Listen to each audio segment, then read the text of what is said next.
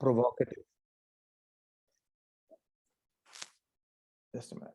Yeah, that I can be provocative today because I think uh, change happens when dissonance takes place. So dissonance is a very important element. If we are comfortable with the present, then change won't happen. So I hope I have that permission. Okay, silence is consent. That was one of the cultural dimensions that we added, that if in a meeting you're quiet, that means you agree. After that, you can't go out in the washroom say, "Wo kya bol rahe the andar?" I don't agree with that at all. So silence is consent. Great. So let me just start off by mentioning that I'm not going to spend any time at all on the seriousness about issues like climate change and environmental degradation. There's enough out there. Unless you're Donald Trump or Trumpian in mindset, there is science-based evidence that's telling us um, how things are changing. And even if you don't want to see that evidence, there is climatic evidence all around us. So let's leave that as a given. Now, while in the quality movement and the business excellence movement, the word anecdotal is not considered to be a great word. You know, you're supposed to be fact-based and, you know, data-driven, etc. But I personally, because I've been driving culture too, I believe that anecdotes are very important, let's say, drivers of transformation. So I want to start off with a small little anecdote. You know, as Suresh mentioned, I was first handling the function of business excellence. And then I moved into the role of culture. And so it was business excellence plus culture. And then I also was given the responsibility of sustainability. Uh, but we all believed that one way to look at it was that culture is the piece that holds everything together. If you want to create a climate of excellence through business excellence or quality, you want to create a climate of caring for the environment, all that can come, or you want to have your values driven deep enough, it can all happen through culture. So as I migrated from a smaller role, which is smaller in the sense a singular role of quality, and then it became quality plus culture, and then became quality plus culture plus sustainability, I noticed one small change that was happening, which was that my engagement with the board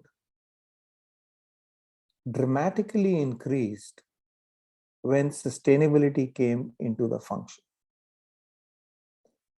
Because in the last 10 years, I've noticed, the 10 years, or let's say last 12 years, that the organizations or large organizations, evolved organizations that I was involved in, they started looking at sustainability as something that they needed to understand, grapple with, and it was aligned to strategy uh, in a way that could be a huge risk if they got it wrong. So the risk dimension became very, very severe.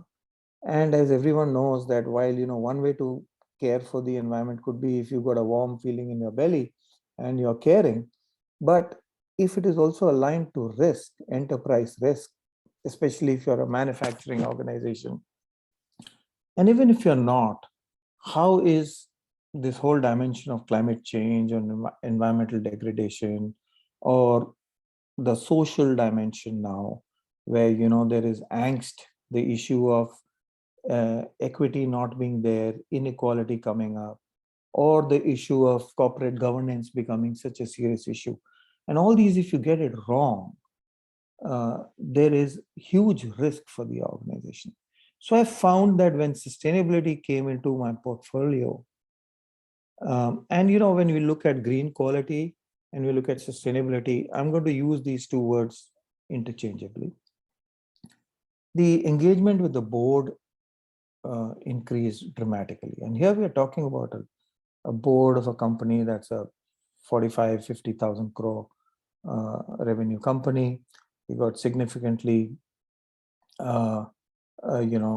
senior independent members. You got, at that time, it was Mr. Ratan Tata and then Mr.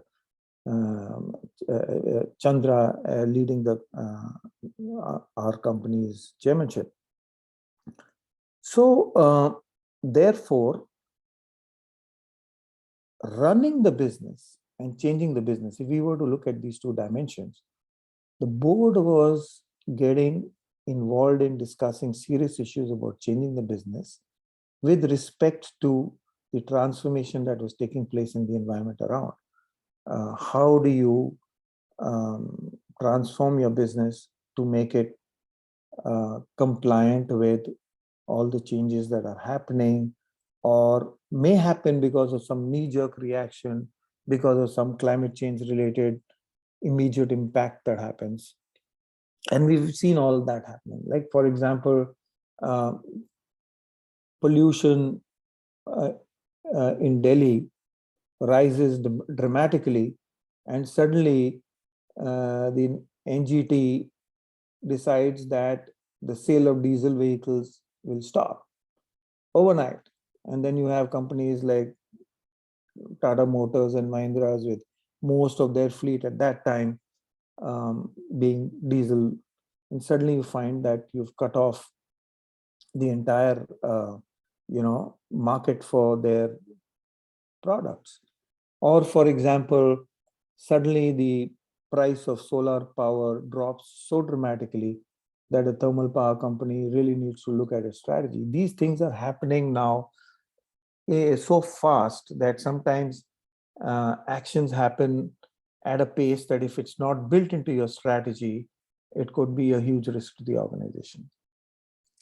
At the same time, I also found that when I went out to assess other companies, either as a team leader in the TBM movement as an assessor, or I have been involved in other assessment processes, including processes that run in UAE and in the Middle East. I found that there were similar changes that I was seeing in terms of sustainability becoming so important that the boards were engaging with this subject and the need for plugging that into the strategy of the organization. So I was seeing all that. And then I also want to mention here that when I went in for my Baldrige training to NIST in the US near DC, I found that very few companies from what we call mainstream business were interested in the Baldrige assessment. Mostly they were companies from or organizations from healthcare and education that were embracing it. And there were very few manufacturing companies. There were very few companies from the regular, let's say, mainstream business. So I asked myself, and this is where I had asked you all permission for being provocative, that just like you have a product life cycle curve, is it that quality in the way we see it, or way most of us see it? Is it that it's already climbed the peak and now it's a little on the other side of the slope, and therefore it needs an S curve that will take it up? And if that S curve doesn't happen, then there might be a decline in importance because other things are becoming very important. And so that is the sort of, let's say, foreground to today's discussion that I wanted to have with you about the fact that in today's VUCA time, every function needs to reinvent itself. And if one doesn't reinvent oneself, or a function doesn't reinvent itself in time, then you might miss the bus. And so is it that Green quality or sustainability is that inflection point from where the S curve will start to take quality up to a level which is higher than where it is today. Now, some might say that, the policy dimension of what we call, when you talk about policy as a, as a, let's say, a concept within quality, it, it includes strategy. But most of the time, it's about strategy of current business. Today, the boards are seized with even uh, issues like what business should we get out of? What are the new businesses that we need to get into?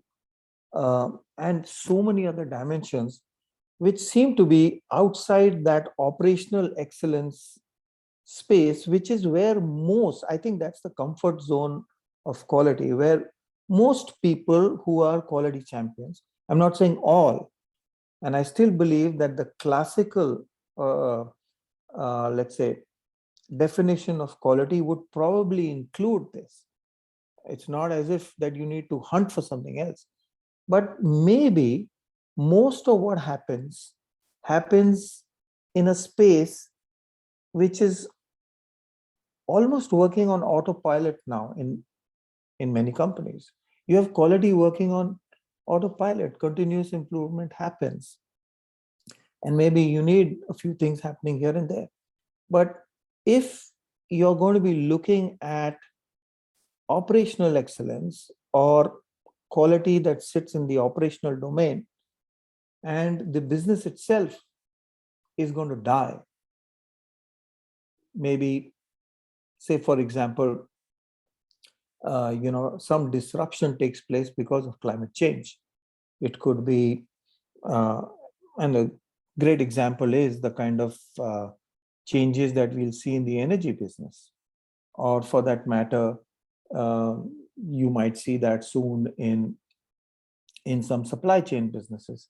So when all this is happening, what should the quality champions do to reinvent themselves?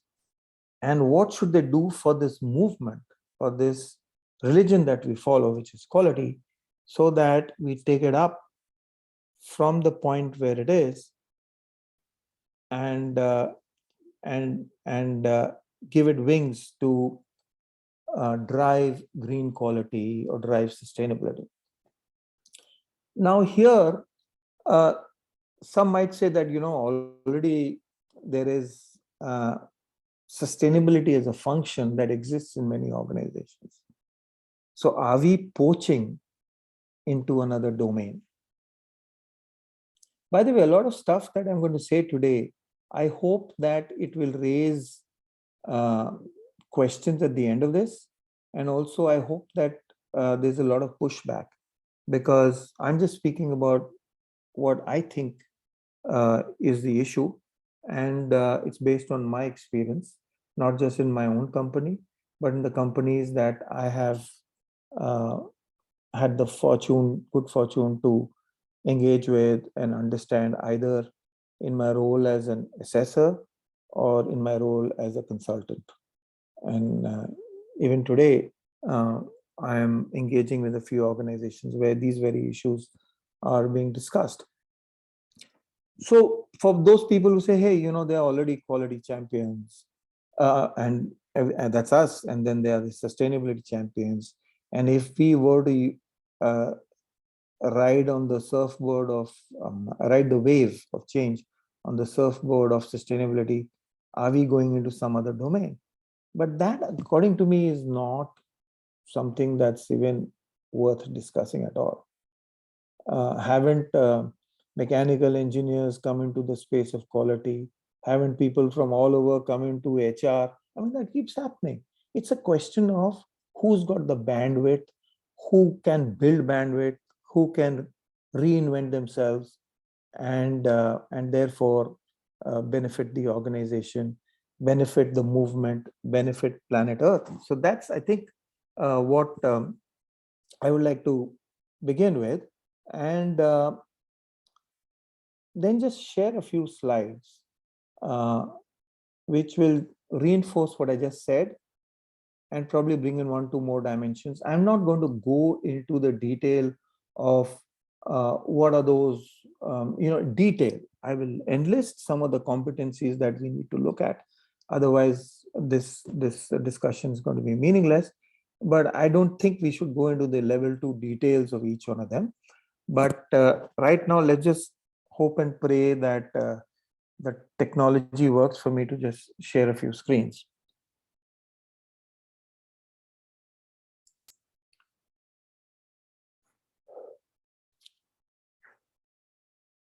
So,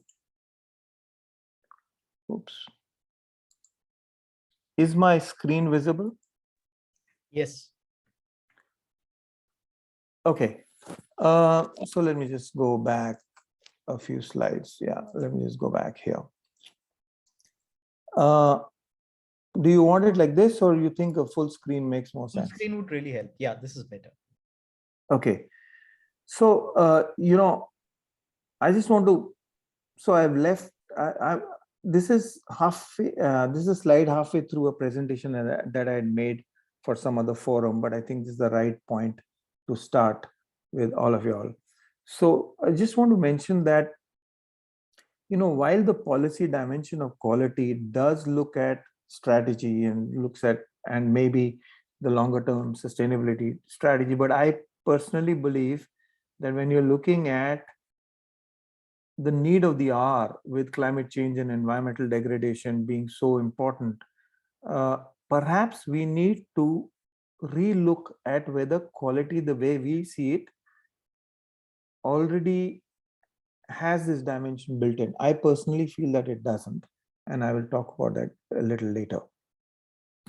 And so I'm just saying that there needs to be a two-tier approach where at the top we're looking at strategies on sustainability, on green quality. And then at the level 2, we can look at things that many organizations are doing well in the space of, maybe resource conservation, energy conservation, green manufacturing, etc. According to me, these are level 2 things. These are like operational excellence dimensions. So we need to have this two-tier system that works together.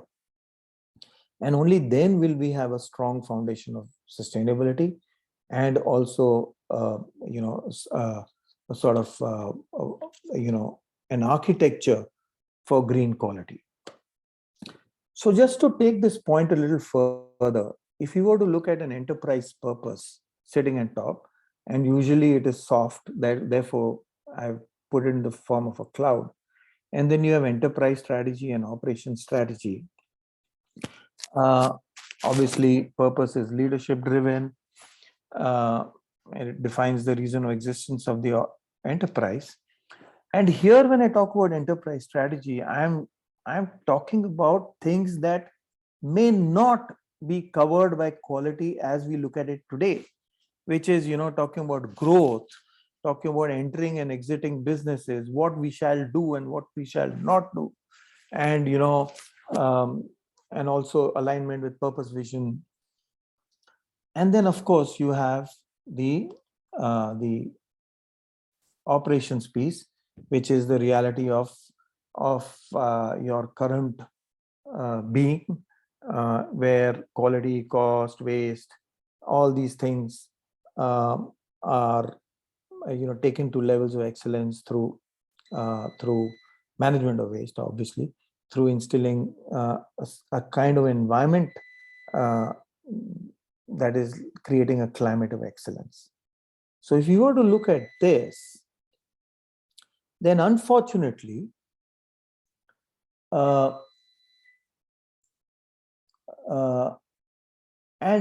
so, yeah, sorry,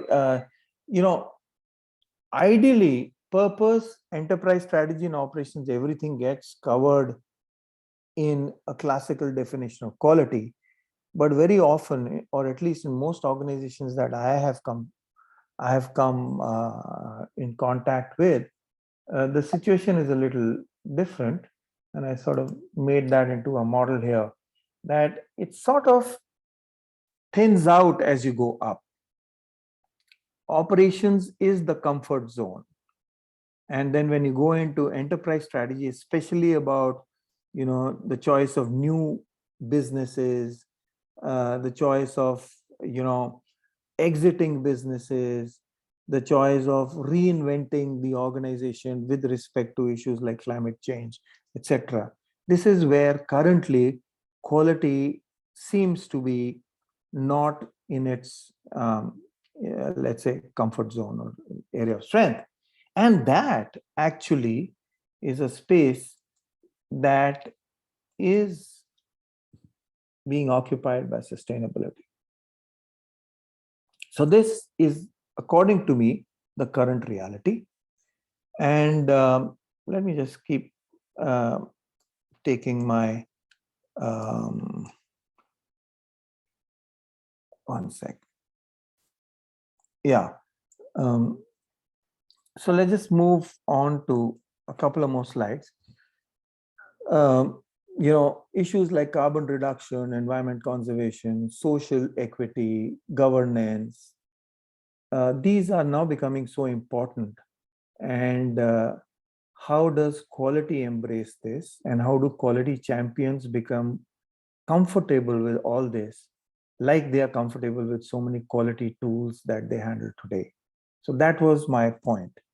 And I personally believe that on that inverted wedge sitting on top, there can be no better champion in an organization to handle it than a quality champion, because we bring rigor to the table like no other function does. So we are best placed to play that role, which has become so important that boards are seized with it. It is becoming uh, something that could uh, become huge risk to organizations. And I don't want to give you examples, but every day, I'm not talking about the at a global level, but even in India, you see how many organizations are getting impacted because they don't have sustainability built into their strategy. Uh, they just, it's time that you don't have it bolted on, but integral to your organization. Otherwise, what will happen is you might have, one of my gurus in business excellence is this wonderfully articulate dear friend of mine called John Vineyard, and he calls it, and I'm borrowing his phrase, and I use it a lot. Otherwise, you might have great quality happening at the shop floor, but the organization, because it's in the wrong business, may not survive the impact of change related to the issues that I talked about. And he calls it rearranging the deck chairs on the Titanic. So the Titanic is going to sink, and we are being just bothered about these tweaks here, when actually the very business that we are in is the wrong business. So strong words, and I took your permission for being provocative, and so now you can't hang me for that. So if you're looking at, at the bottom of the triangle, the operations part, reduction in energy consumption, water consumption, packaging, emissions, effluents, all kinds of waste. We are very good at that. And that is very important to keep getting better at. And we can do that through all the quality tools that we are gurus at, and we can do it beautifully. Sitting at the top is the area which perhaps we need to focus on, which is, sustainable business models, responsible business models, cradle to cradle. I talked about getting out of businesses that may be profitable but harmful. Site selection, technology selection, product and services that cater to a low footprint, designing products that have a longer lifespan, which would then mean that the repeat customers would have a longer gap, but then it would probably endear you to the discerning customers, and probably also make sure that you are a responsible enterprise and feed into the governance dimension of sustainability. And there are enough examples of companies that do it well. Here, I want to just stop. How am I doing, Umesh, on time? We are at 11:55. Your Q&A and address, we have up to about 12:15. So you'll have to pace yourself accordingly. So I got 20 minutes more for Q&A Correct. also. Correct. Okay, so I'll just take maybe 5 minutes more. Sure. Okay, and then we can open it up. Yeah. So that means I won't share the anecdotes. I'll just breeze through. And so if you were to look at, and this is a slide that I always use in the past in my business excellence training, that, as you go up the excellence curve, the slope gets steeper.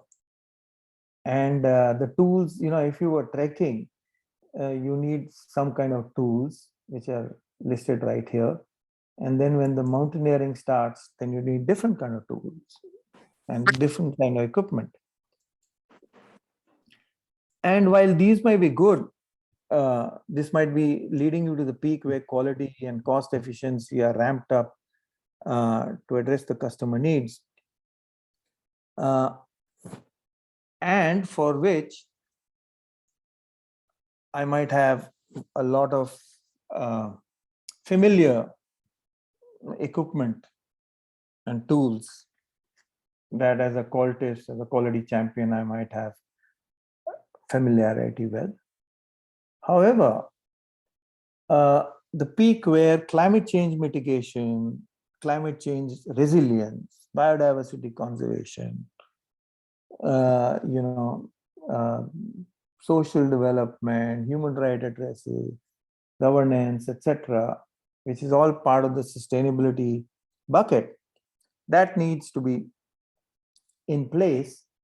You probably need other tools other than these. These you have to be good at, and these will be great to ensure an organization is, say, a great green manufacturing organization.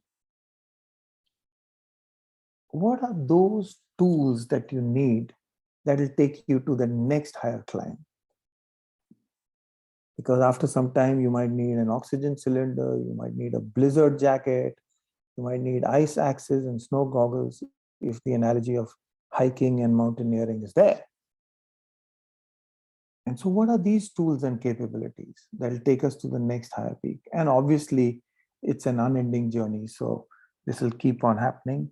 We'll have to keep reinventing ourselves, and those S curves will have to keep happening. Otherwise, we'll slip down the curve. And therefore, we might need to be good at impact assessment on environment, social, human rights. We might need to be good at, measuring carbon footprint. We might need to be good at designing for the organization journey towards, let's say, carbon neutrality. We might need to be good at, understanding science-based targets and all those decarbonization strategies that are important, which will also mean what businesses to get into, what business to get out of. We might have to work with the strategy team very closely. What are the climate change adaptation strategies? Adaptation would mean, if you're a coast-based plant, how do you deal with seawater level rise or so many other impacts of climate change that are going to happen, whether we like it or not? Even if the whole world decides that we need to do something and gets its act together, you're not going to significantly bring down that curve, which has already unfortunately become quite alarming. When you're doing development programs, how do you bring in issues like materiality?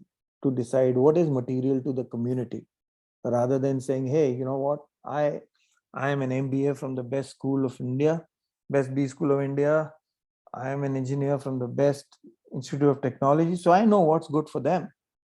And my understanding what's good for them, or using tools to find out what's good for the community, um, and then mapping it with what's good for us, and then designing programs might be something that a Qualitist might need to be good at if you want to bring in sustainability into this dimension.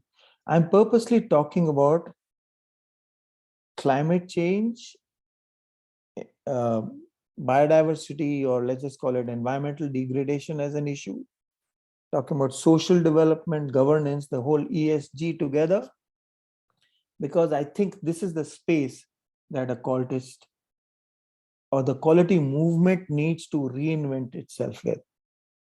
Need to become very comfortable with all these frameworks that are being used, understand what is natural capital valuation, try and give a value to some of the things that we take for granted, and also come up with designing programs that look at sustainable social development. That doesn't mean you're not going to hire someone who in your team who might have a domain expertise in some of these, but I still feel that it's the quality movement that is best placed in an organization to drive this. I'm going to just skip all this, which is for another day, materiality, etc., and just come back to probably just. So, if you were to look at the three curves for an enterprise, one is on sustainability. First one, the lowest curve is comply. If you don't comply, you might get arrested. Although some people slip out of that too. It's a hygiene factor. Then you're competing at the next level. You have best practices in environmental, social governance. You are an emerging role model. And then the third curve is you are the exemplar. You're a role model for the universe in which your organization exists. And what is the role of a quality champion in taking an organization up these curves, right up to the tip of the last curve, where people come in droves to see how you're driving sustainability and how your quality champions are actually taking your organization to a secured, future-proofing the organization to a secured future, which mitigates risks coming in from the elements of, let's say, green. And finally, if you were to look at what the quality, and this probably is a one pager, which is the most important, what the quality movement could do in order to intertwine with sustainability is, first of all, we need to create awareness in the quality ecosystem about issues of climate change, environmental degradation, etc. We need to popularize sustainability.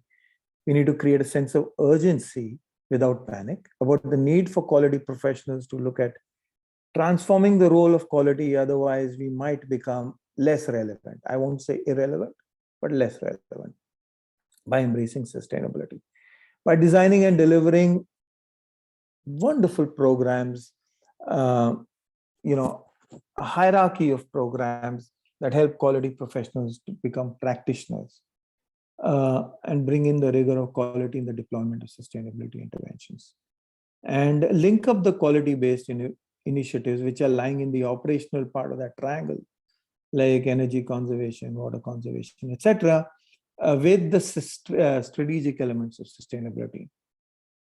How do you, like, for example, what is blue carbon? How do you use mangroves or seaweed or algae if you're in a coastal area to bring in, say, biomass to replace coal-based power production, or how do you grow mangroves to arrest impact of climate on your coastal, it's called a bioshield. And it's all about understanding all these dimensions, and of course repositioning quality as a relevant player in the sustainability space, and come up with some new language that sits along with our existing language of quality tools, and makes it easy for the professionals in this space to become champions of the next curve.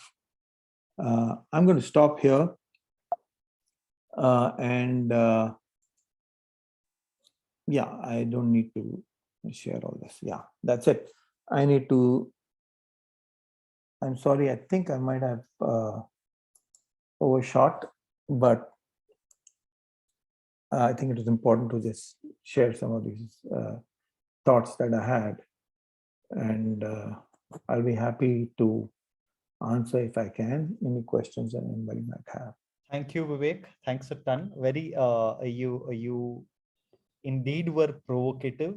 Many questions in my mind that I'd like to ask, but I'm going to hold some of my questions and allow people in the call to raise their questions. So two ways that you could do: either raise your hand or put it in the chat.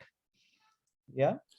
There were some questions which came up. For example, Srinivas, and I know Srinivas Rao is joining in from Oman. What he's mentioned, if quality management system is effectively implemented, that itself contributes a lot positively to the environment sustainability. So I think it is more a statement. Srinivas, was there a question which we are missing? Morning, Miss. No, actually, it's not a question. It's just my view, Okay. and because I'm also a lookout for quality and sustainability together. Okay. So it's my thought that the quality professional, they can contribute a lot to sustainability. By effectively implementing this quality management system itself. Especially, I'm referring to construction. Where I'm from construction background, and yeah, thank you. Got that, Srinivas. All right. So just sorry, can I yes. just? I think that's the point that I wanted to make in the beginning too, that while quality might have a lot of this embedded, but the moment you look at strategy and you look at opportunities in new business, or you look at businesses or approaches and technologies that you need to exit and the ones that you need to embrace, and sometimes the cost of exit and cost of embrace is something that organizations take a short-term view on. These are some of the things that I think are also important.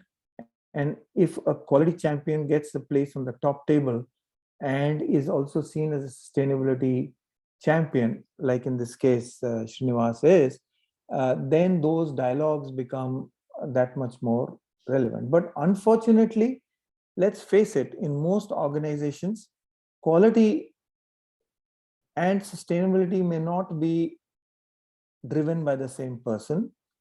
And quality, when you talk about quality, it is positioned as operational excellence. It's positioned like that. I'm not saying that's the way it should be, but in many cases it is positioned like that. So our need to take quality up to where it needs to be, like Srinivas said, and then I'm adding to it many more dimensions, which are about, this whole thing about enterprise strategy, not just to delight your current customers, but strategy in terms of what you will do, which you never did before. So that's the point I was making. Got it. We'll next two questions. One is from Suslins Research. Can I request you to unmute? Yeah. And if you're Hi, Umesh. yeah. Hi, Umesh and Lulla sir. This is Tossi from Canada. I came for a conference in sustainability, and it's very refreshing to listen to Dr. Vivek again. So I was here in a conference last 1 week, and they are talking about regenerative sustainability, which is sustainability plus. So my question to Dr. Vivek is, I'll tell you, I work in oil and gas sector, mining sector. What I have seen, it's still a lip service.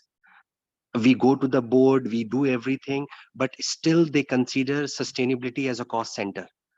Like that appetite and that vision. So what is our plan as Qualitist or as green warriors? What is our plan? Like, these are the concepts we all know. We need to focus on circularity, we need to have all this, but how to develop that appetite and vision for the company? We know climate change, biodiversity is going to be a big risks. Everyone talks a lot. Like, I meet a lot of investors, and out of 100, hardly one or two care about sustainability assessments. They are more focused on IRR, what we are going to get for this LNG. So I just want from Dr. Vivek, how to really make a top-down effort like quality is or other things is. Okay, first of all, thanks, Tausif. Pleasure talking to you again. Just want to clarify, I'm not a doctor. I'm just a plain retired person who's living in a place in Goa now. But I think very relevant points. I think, and I hinted this in the beginning, I think the ability of a quality champion or a quality/sustainability champion to be extremely articulate in trying to create a compelling narrative on the need for driving this in the organization by bringing in facts. Like, for example, IFC, which is the funding organization, stopped funding thermal plants some time back, and I used that as input when I was working in the Tata Group with my company, saying that this is going to happen. So are we going to be picking up some stranded assets which are cheap in assets which are thermal assets, which are cheap, when tomorrow the financing for this is going to be stressed? You're not going to get it very easily. Now, when you put something like that, can you bring in a report? Can you show in data? Or do they just see you as someone who's a doomsday merchant? And this is where a qualitist who brings in fact-based information becomes very important. I think along with fact-based information, creating the right narrative without creating alarm, but at the same time, creating concern, walking that fine edge is very important. I do it all the time. Some of the slides that I missed, as I fast forwarded in today's presentation, were actually all about this. I could go back and share a slide, but there's no time for that. You have to bring this in. And the moment you bring that in, then the board listens. You know, a board will always listen to risk if that risk is seen as fact-based. Nobody wants to go to the cleaners. So how do Very you true. bring that in? So please understand that, because when you talk about IRR, your IRR might vanish if you do the wrong things today. And a lot of these lie in the domain of strategy. And therefore, it's very important for quality champions to also have a great understanding of emerging trends, to be clued in on what's happening, the mega trends that are happening in the world, and also to articulate it in a way backed with information, data, share your sources, and do it in a way that makes them sit at the edge of their chairs. They shouldn't fall off the chairs. Got that. Makes sense. Makes sense. Yeah. Shailesh, over to you.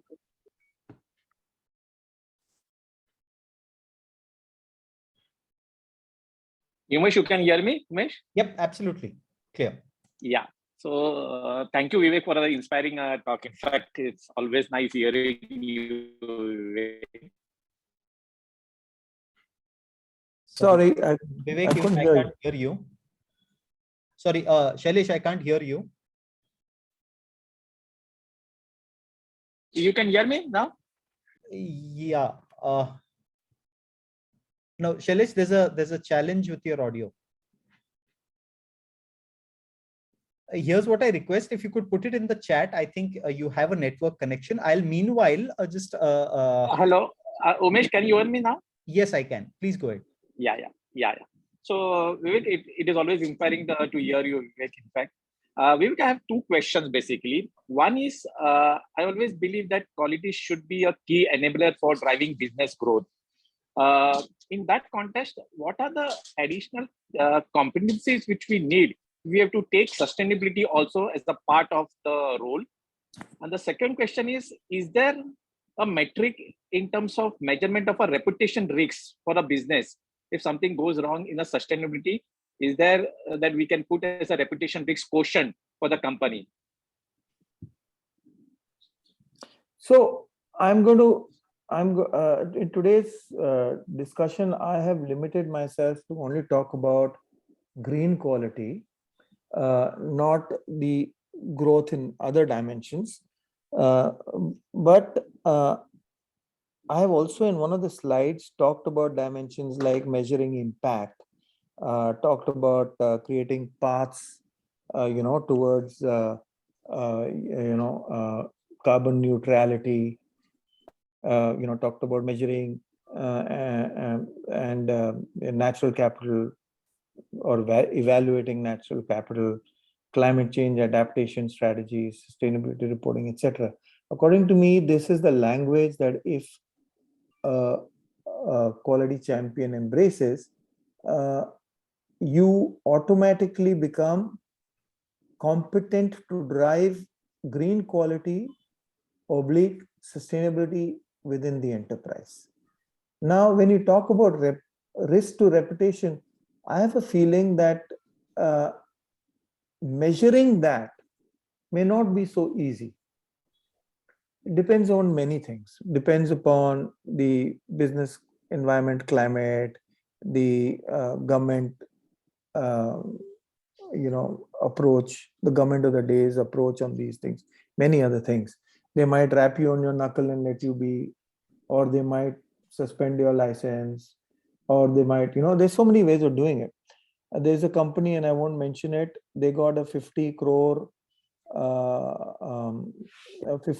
fine for not showing environmental emission data correctly. Now, one way to look at it is that's too small for a company that makes so much money. So I can't put a number to that. But I think if you speak about those dimensions, those which I just mentioned, and show your competence in measuring those. Like, for example, climate change adaptation. It's not that tomorrow you will have a seawater level rise, but you will find data that tells you, how much they will be in terms of seawater level rise by 2035, 2050, etc. What would it mean in terms of inundation of your plant? I'm just giving you that as an example, and then use that data to talk about the risks to the organization. Now, this is just as an example, but there are many other things I can talk about. Vivek, Thank you. there are 3 questions, so I'm going to let's look at having all of these answered. Ratin, who's joined in from Singapore, he's asked a question: how ESG and sustainability movement can be effectively implemented in the education sector? Any ideas or examples that would help drive it better? Yeah, so when you're looking at ESG in the education sector, the impact of an education sector directly in terms of what it does will obviously be lower than what an organization which is, say, in oil and gas or in steel manufacturing or in chemicals would have. However, you are also looking at building a cadre, a generation of young people And therefore, first of all, you have to bring in the sensitivity.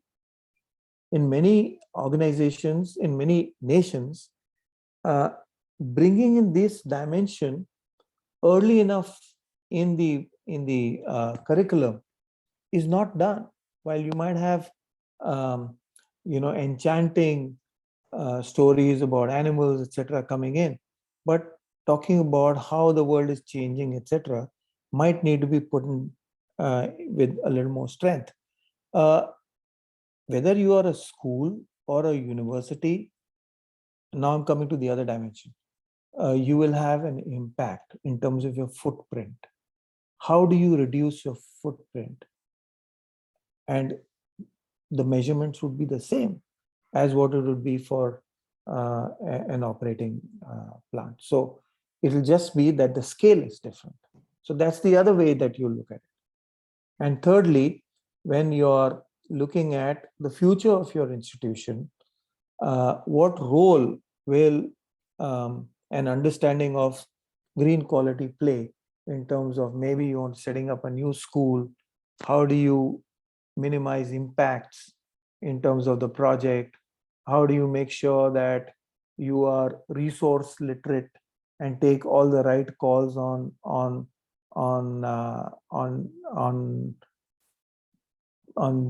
creating a new institution which sits lightly on the ground?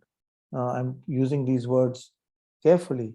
How do you build a new school for 1,800 students that sits lightly on the ground? I don't mean by weight alone. I'm talking by footprint. And how do you do that?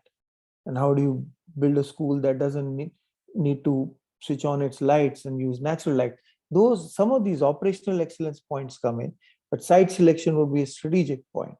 How do you build a school on land that will have less impact on the environment? So there are many ways of doing it. A lot of it would be common, and therefore there will not be a separate approach for it. But I think the biggest thing that can happen is, how does a educational institution voluntarily build in an understanding of environment, social equity, and values beyond what it's doing today, that would automatically be seeding its children into a culture of sustainability. Thank you. Praveen Arora has asked a question: how to build sustainability thoughts in roots? I mean, children, education. I think it is pretty much close to this. The question that has been was asked, and it's got to do more with the curriculum or the teaching style. Awake, anything that you'd want to further add to this? Yeah, I think so. I'm just going to build this little point because I think there are a lot of people on this call who are also from the education sector. So, when you use the word children, so I'm assuming that you're talking about young people. So, there is this beautiful word called wonderment. Twinkle, twinkle, little star, how I wonder what you are. So there's beautiful wonderment in nature, and this to celebrate this nature is something that many schools do it well. You have to take this wonderment to the next level, which will instill a culture of caring for nature as the children grow up. Along with wonderment, children also must be exposed to the risks. If you take the children to a zoo and they see a polar bear, there are some zoos in the world which can afford to have a polar bear, but then you need to also have or let's call it, process that visit to the zoo later on in class by talking about the plight of the polar bear. What's happening to it, and why is it happening? Why is it important for the child to tell his uncle and aunt and father and mother to switch off the light in the other room when they're not sitting there? And how does that impact the polar bear? So that's also equally important, as is wonderment. Both of them are important. Right. So there's another question which is coming from Santosh. Is there any global assessment framework or standard or generic methodology available to check the sustainability level of an organization? And he's further asked two other questions. Are there Are the 17 UN sustainability goals enough? What should be the top 5 common goals for a manufacturing concern? So many They questions. cannot, yeah. So they cannot be any common top 5. It will depend upon where you are located. Life underwater, which is one of the 17, might be important for a company based on where it's located, and another one, and some other may not be. So I think you cannot have a formula to pick up top 5 out of the 17. It'll depend upon the context. So that is there. As far as the other one, there are many measurement approaches that exist. The slides that I shared, one of the bullet points talked about some of them. Since you're going to be sharing those slides, it talks about, sustainability reporting, which is today voluntary, but it can give a lot of information out. Within that, the more data you put in and less English you put in, it's better. I've always found, don't quote me on this, but I used to sometimes jokingly say that the glossiness of a sustainability report is usually inversely proportional to the amount of good work that the company has done in the area of sustainability. And that will only happen when you're putting a lot of proverbs and quotations and good English and some nice pictures taken somewhere, but you're not showing your data. You're not showing how you're reducing this from last year and the year before that. Where are your tables? Where is your data? GRI is another one. So there are enough number of measurement approaches.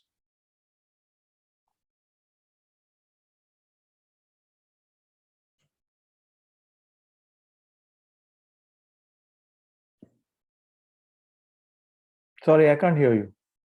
Sorry, I was muted. We'll take this as a last question. This is a question which is coming from Devraj, and he's clear. He's kind of distinguished between Q of quality and the big Q that you've mentioned, that is quality plus sustainability. He's calling that the big Q. Okay, and his point is it not the role of the board or the senior leadership team, their responsibility to embed the thinking of the big Q in the organization?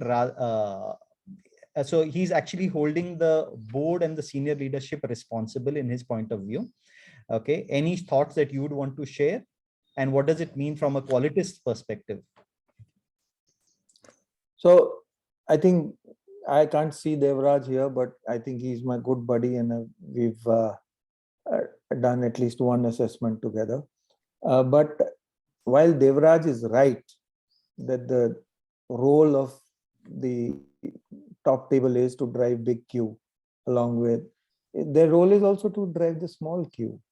The organizations where the top table outsources is big is not there, and small is outsourced to some quality manager. Everything is the leadership's role. However, sometimes you need to create heat from the bottom so that it touches the top. And the idea is that if you don't reinvent yourself, you go nowhere. As an individual in your career, as a function, which is quality, we're talking about reinventing the role of quality. Leadership has a great role. Sometimes you have to shake the leadership, you have to provoke the leadership. And sometimes you might be very fortunate to have a very evolved leadership that gives you the pride of place to drive these beautiful and very necessary roles in an organization. So if someone doesn't hand it over to you, then you might need to be a champion to create a compelling case for it. Vivek, thank you. And we are bang on time. We've, Ms. Lula, we on the go, we kind of took the call of keeping the open discussion for an alternative time, and we can carry forward that discussion on future agenda over the WhatsApp group. We are very close to 90 minutes, and as was promised, we will keep this call at 90 minutes. We are at 12:30. I think that should be 90 minutes. Vivek, thanks a ton. It means a lot of effort at your end when you're thousands of kilometers away in a different time zone to take the time out and address this community of Qualitists. You've raised very relevant, very provocative points. I pretty much the point that I was really confronted with is quality close to its time cycle in need for a extension by an S curve, and is this current green quality an inflection point to extend this S curve? Okay, this is the big question, I think, which would be there in everyone's mind. You've also pointed out to various things that can be done. Lot that needs to be understood, digested by all of us. I think the number of points that you've raised may even demand another session with you some other time. Okay, but and so that's a request that I'm keeping at my back pocket. So we might come back with some more requests for some more time with you. But thank you so much for taking this time out on a Saturday morning, and I think it's a Friday evening for you. Yeah, and spending this time sharing your knowledge. I know you do wonderful work. Perhaps the next session we should have it dedicated to the wonderful work that you're doing across with companies in India and outside. Yeah, there's a lot that we can learn. Thank you so much. Gentlemen, thank you. Thank you for joining in on the first call, the quarterly call. I think we've mentioned that we'll have these calls every quarter. And the next call that we've proposed to have is on the 24th of September. What should be the topic? How should we kind of take this community of Qualitists ahead? How can this community support each other, learn together, and make that impact to move from small Q, as Devraj says, to the big Q? Okay, that's really the distance to be covered. How can we as a community really work together? We'll need to discuss this, and we'll perhaps carry forward this question in the WhatsApp group. It's an open canvas right now. We need to paint the picture that we'd like to see. We need to make the agenda that we'd like to fulfill and work towards. Thanks a lot. Mr. Lula, over to you for some last words. Thank you, Vivek. That was absolutely outstanding. It set the bar, and I think if we have to challenge that each time, we're going to have excellent speakers. The key lesson I learned from this session is that we need product life extension. And we have no choice. Green quality, whether you agree with the term or not, I think Vivek has given it an explanation that sustainability is the other side of the coin. If we just stick to our existing quality and excellence practices, we'll be dinosaurs. It's time to just get on. And we have a wonderful team of about 140 members, 150 members. And the intent is to create a green quality movement. Take the subject to the boardroom. It's not fully delegable. And unless we can get it at the top, and more interestingly, with children in schools, we're going to have a very dark future. So thank you again, Vivek. Appreciate you taking time out from California to address us. Shows your commitment. And we are so proud to have you as our first speaker. Thank you. Thank you very much. God bless. Thank you. Thank you very much. Bye-bye.